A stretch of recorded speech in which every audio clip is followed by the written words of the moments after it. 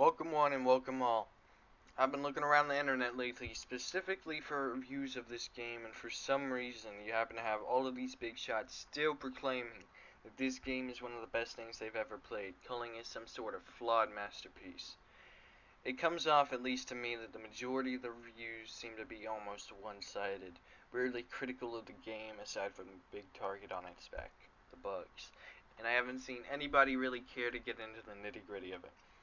So I'll be reviewing the game as fairly as can be done. I went into it expecting a good game, but I wasn't really all on the hype train. But I was expecting something decent. So I'll be covering every aspect of the game, from nitty-gritty details to the big ones. Talking points rarely talked about and ideas spread through the community. My apologies for the mic, by the way. I'm an amateur. Soundtrack. The soundtrack in the game is fantastic, and I think that's universally agreed upon. Whether it be from the various radio stations that you listen to, a talk show playing in the background, or just the general OST, it has a lot of vastness than I originally thought.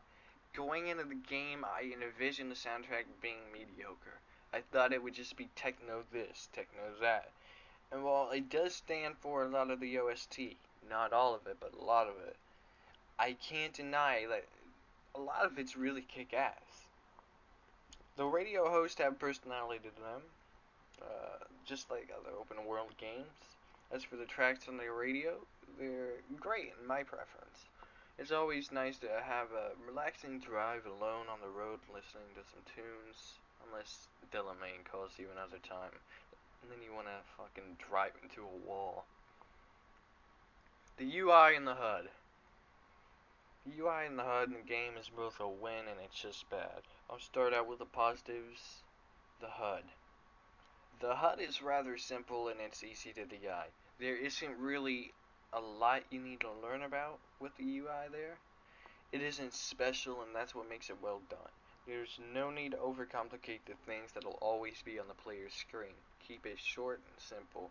No need to be all over the place. The only problem that I slightly had was the minimap. But that was more personal, honestly. Personally, I like what Grand Theft Auto 5 does with its minimap, where you can press a button to expand to see if you have any upcoming turns. When you're driving through the city at top speed, you need something like that. But that's just what I found lacking about the HUD. That's the only thing. As for the menus, though, I think they're pretty bad. The main menu, of course, is great. The one that you choose, the settings, loading a save, that itself is decent enough. I don't have any gripes against it. But when it comes to the other menus, that's where it gets bad. To clear it up, I'll be covering the menu map here, and the map and the locations themselves are a separate part of the review. The menu map is pretty bad.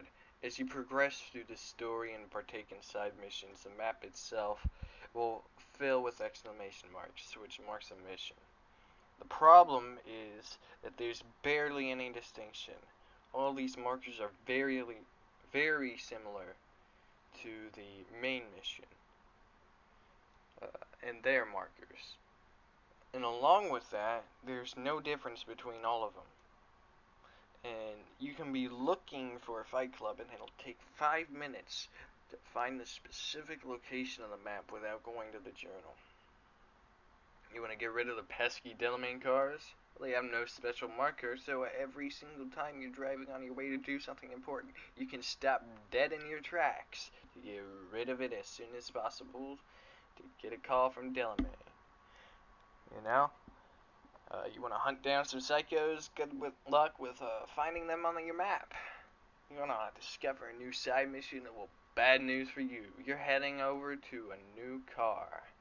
I mean, seriously, why do they mark cars as a side mission on the map? And why is it every single time a car goes on sale from somebody I barely even know or that I've never worked for, I'm the first person they tell about it? I don't really care. I'm fine with my motorcycle. And there's absolutely no reason for that mess to be on the map. It's just the fucking map menu. Now we're moving on to the journal. The journal I really only have one simple problem with, and that it's very minuscule, so I doubt you'll share it. Pressing A on the specific mission doesn't mark it as my active one. X does. It's a very small thing, I know. Very nitpicky, but, you know. The inventory menu is honestly a mess, though. Whether it be in the junk category, the guns, the apparel, it's all a mess, and I have to say even Skyrim's inventory system was a lot more organized. If you want to look good in the game, the armor system frowns upon you. There really isn't any matching sets other than one-piece uniforms, and your character will just look like they had a really bad sense of style. Of course, you can upgrade the pieces, but doing so will take a very long time. I also completed a side mission where I unlocked a painting. I was told to sell it and that it would fetch a good price. Turns out that it wasn't in the junk section, where you can sell junk and everything there almost immediately.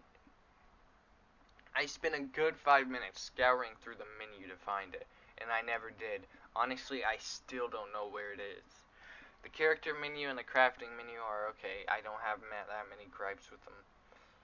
The open world. The open world in Cyberpunk, it's likely one of the most disappointing things about the game. The world itself may look like from a distance that it's active and that it's a lived-in world, but is really nothing further from the truth. Allow me to list off some of the major complaints that I have about the open world part and what I know. Others, from what I know, also feel the same sentiment. You see all of these stalls set up all around the place, however you can barely buy something from any. I'd say 1 in 30 allows you to buy something from them. An absolute lack of side activities, or more specifically minigames. There's none. Zero. Assassin's Creed of all things is a better selection of small little games you can play. You would expect that you would be able to try out a brain dance, have a little minigame there, maybe partake in some sports or video games. There's nothing to do aside from missions. When you talk to an NPC, you just hear a copy and paste dialogue from them. A couple of games have done much better than this. Two that I want to mention is Watch Dogs 2, which allows you to choose from a various selection of emotes to get reactions out of the NPCs, not to mention all the types of chaos you can cause with them through the various hacks. Most notably, though, compare this to Grand Theft Auto 5's NPC interaction. You hit right on the D-pad, you can talk to the pet. Some even have full-fledged conversations with how their day went. It's a lot more in-depth in Cyberpunk's, where they just say a line you've heard 2,000 times over again. There's also Red Dead 2 system, which is also a fantastic example on how interacting with pets on the street should be done. Along with this, there aren't really large crowds walking around on the city, and sometimes roads seem super empty. However, I will give Cyberpunk some credit here, though. A lot of random pets on the street look very diverse. It's hard to, see a copy and paste person, unlike how it is in certain games. Looking at you, GTA games.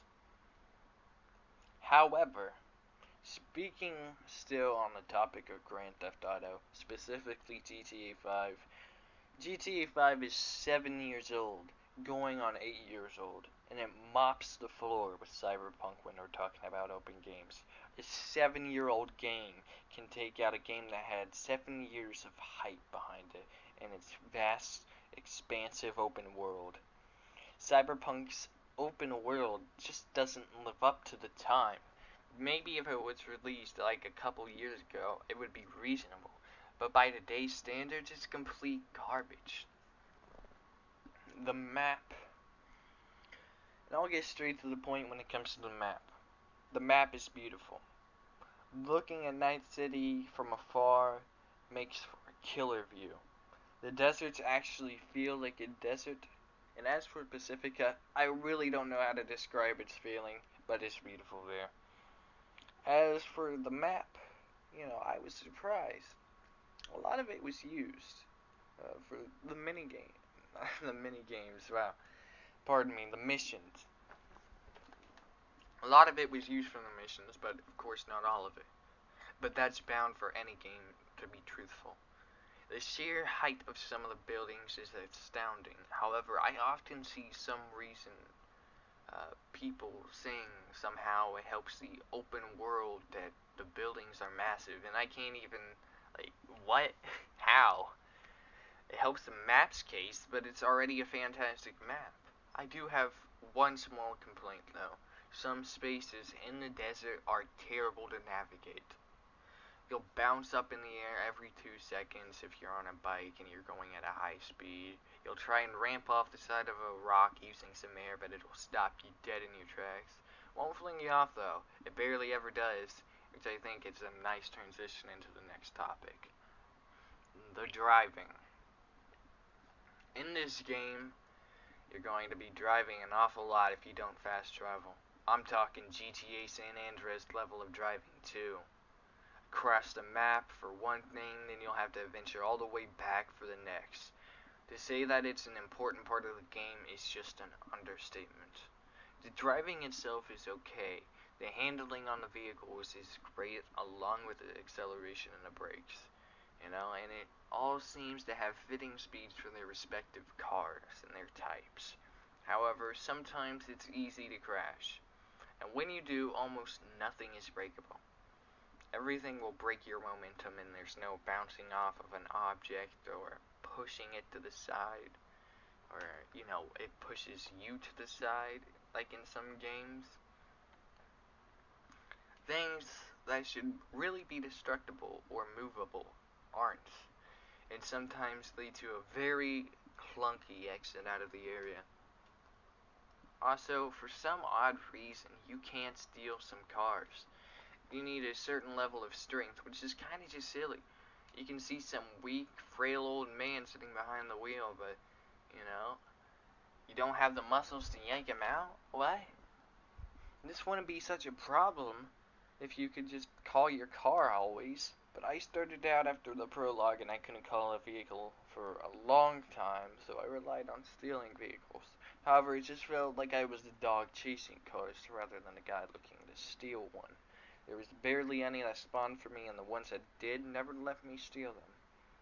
But you can bail out of a moving car. Don't know if you know that or not. It's pretty lame, but it doesn't make or break anything. Bikes also have very strange collision. Sometimes you can slam into the wall at top speed and you won't fall off, but if you slide off to the left, you'll be projected off and forward. It would actually be fun too if you could ragdoll. Even if it was like the only way to ragdoll, it could lead to some silly moments. And speaking of the physics, let's get on to that. The physics of Cyberpunk. The physics of the game are extremely odd, and I think the ragdoll engine is broken. I'm not exactly sure of it though. Sometimes the ragdolls fall underneath the map, which is if you shoot somebody and they survive, but they ragdoll, and then they fall under the map, you're soft lock until you can off yourself. Also, try knocking somebody out and see how they roll around. It's just very weird. And here's a fun story. Soon after I started the prologue, I drove my car into the river by accident. Don't ask how. However, when it hit the water, there was absolutely no sound. There was no splash sound, and there was no splash in the water. There was literally nothing. I was so confused by this that I did it again, and I had the exact same result. No water physics. Except when you swim. I think then you have water physics. Car physics in general, as I mentioned before, are just wonky. And physics in this game are either one of the most glitchiest features, or they're just god-awful. I'm hoping they're the first, and I'm hoping they fix some of it, but part of me is convinced that it's just the latter. Now on to the side missions. The majority of the side missions in this game don't disappoint. Whether it's a side plot with Pan Am, a talking vending machine named Brendan, or a goddamn special guest appearance by Jesse Cox of all people. There's a lot of variety, and that's great. The majority of them are fun and enjoyable. But then, Delamain. Delamain, man. When I first started out, I was annoyed with Eugenia and her constant calls. While she did still frequently call throughout the game, she was nowhere as near as bad as Delamain.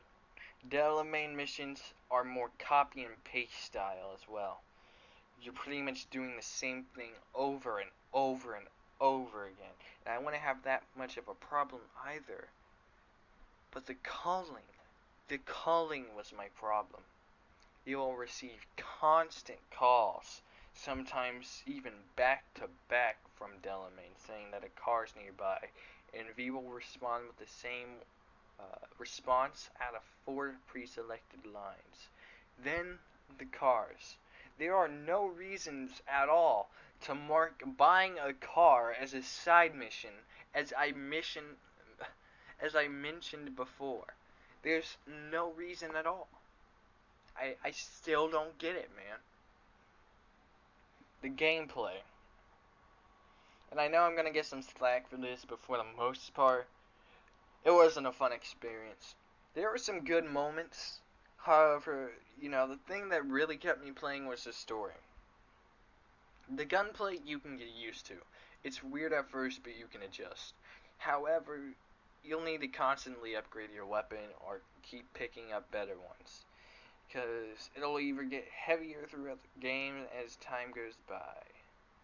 However, melee builds are much more easy, and I can say that they are much more fun. For half of my playthrough, I was a gun guy, and then I switched to a melee weapon. I had a little tiny bit more enjoyment.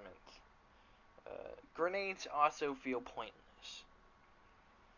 Usually, once you throw them, they might knock some people down, but they'll rarely kill enemies for some reason.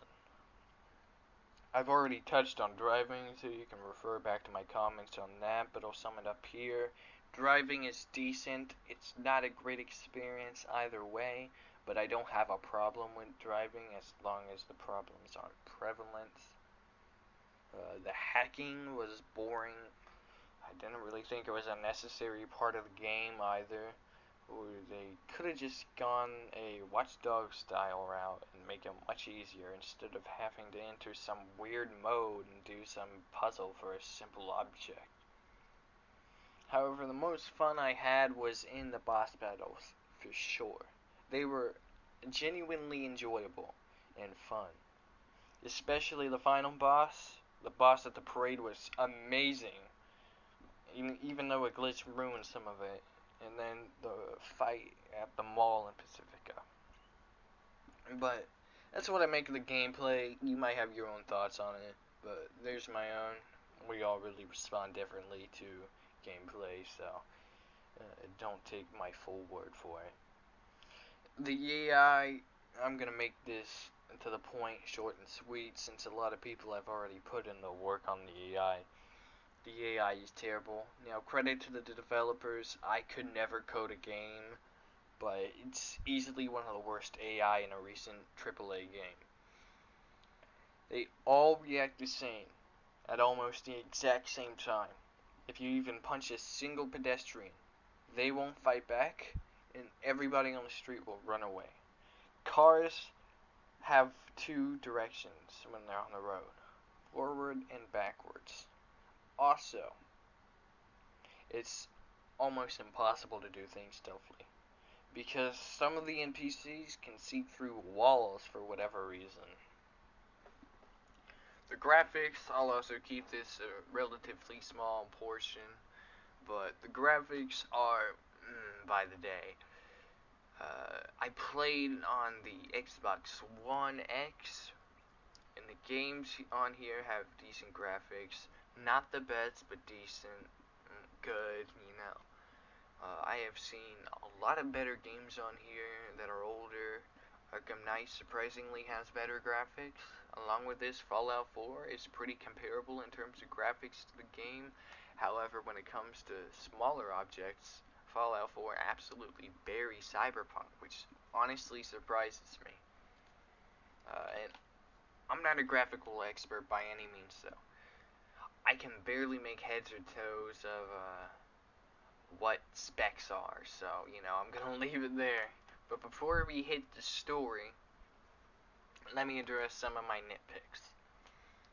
The nitpicks are the constant calls. You immediately get off your bike or your car near a mission objective, and it's hard to move it away afterwards. There's no reason to customize half of your character when you can't even choose to go into third person aside from vehicles.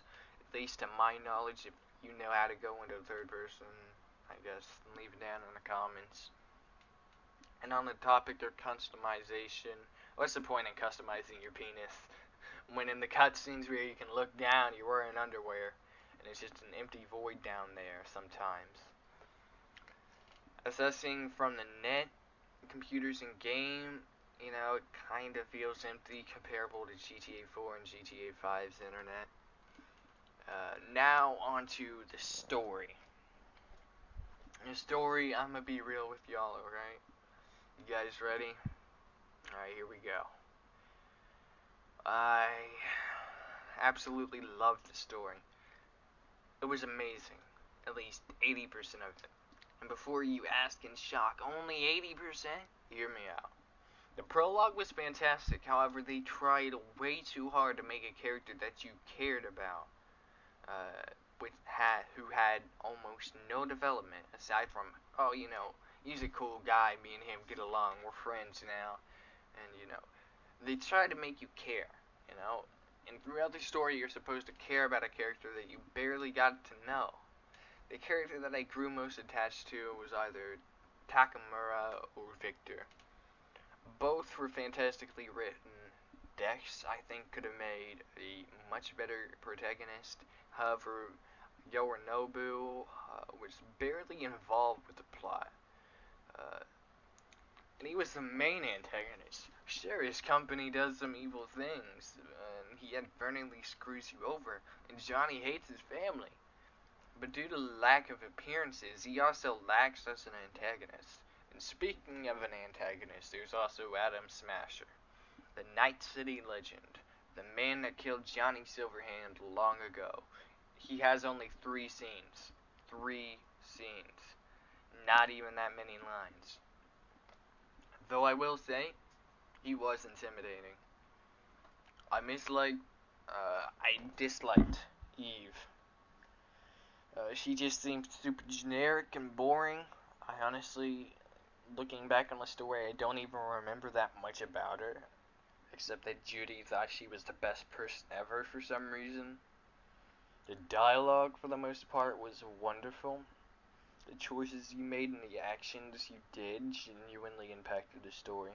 You weren't given false illusions. You actually made changes. The interactions between V and Silverhand are also beautiful. Cool, he's Keanu Reeves, but that doesn't make a character good. But Silverhand was one hell of a badass.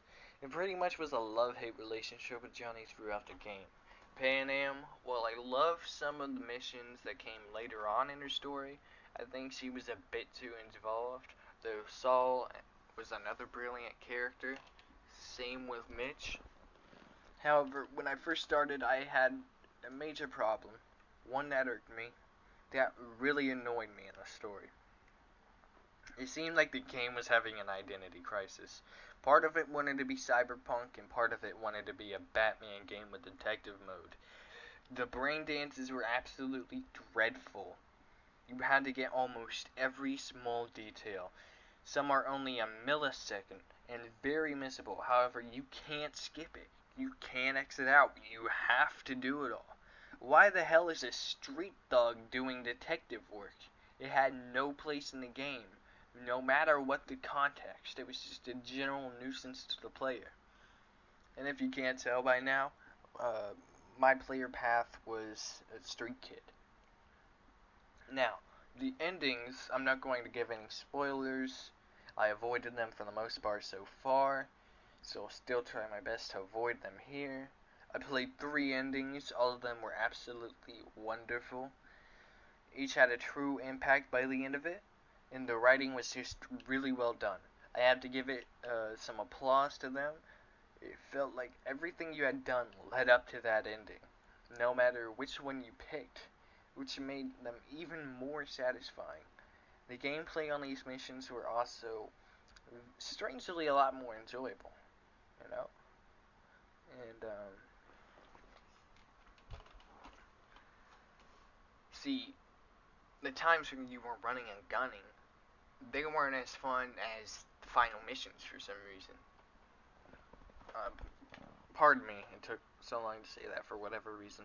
Anyways, the story itself was brilliant, and to me it's a game-saving grace. The great sum of characters are masterfully written and incorporated into the story, accompanied by some great voice acting.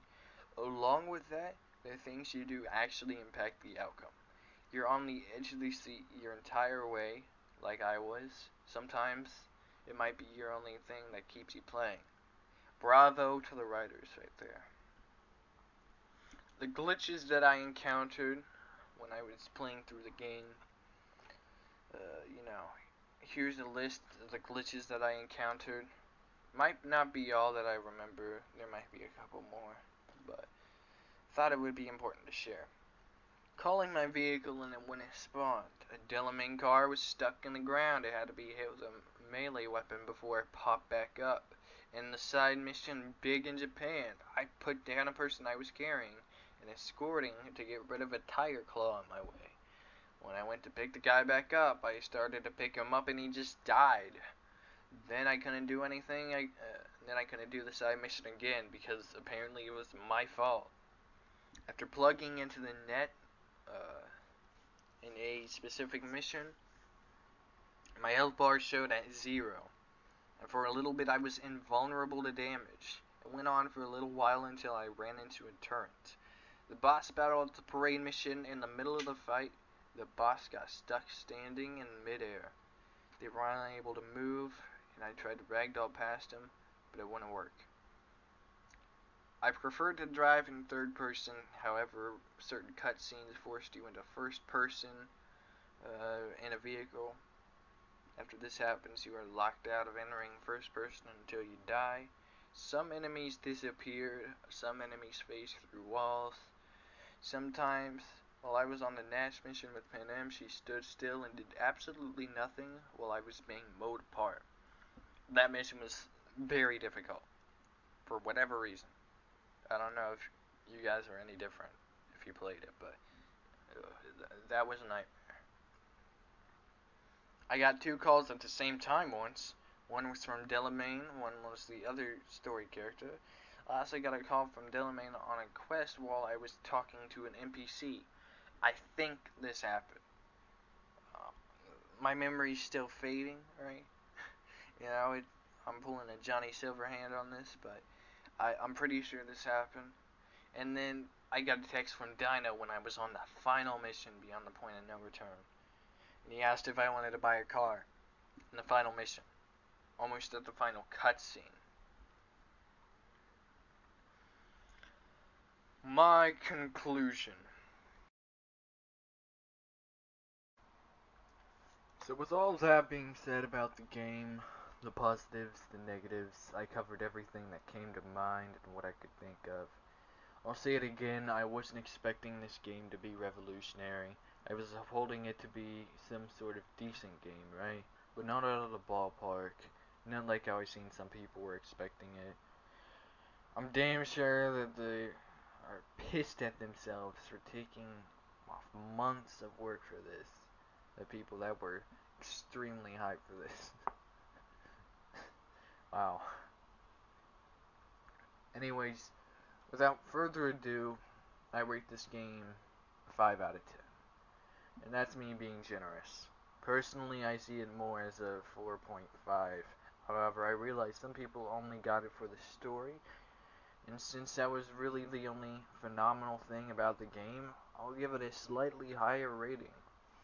I'll be straight with you, I didn't enjoy playing the game hardly at all.